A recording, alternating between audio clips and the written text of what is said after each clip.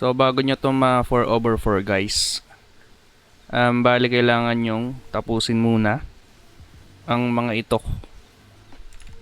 Ito, kailangan nyo mapatay ito.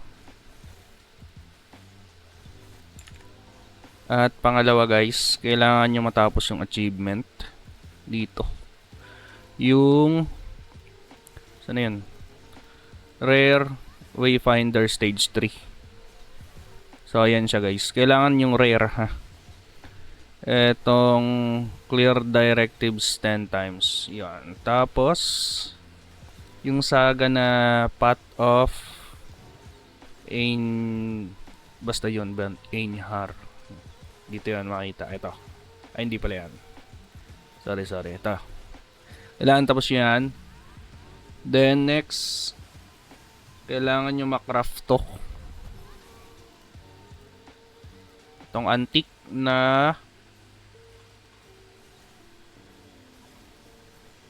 Valkyrie Stone yun. Ito. Yan. Kailangan nyo makraft yan para ma-unlock nyo to. Okay? Medyo magulo yan sa una pero sundan nyo lang to. So tara, let's go. Hanapin na natin tong si Coop.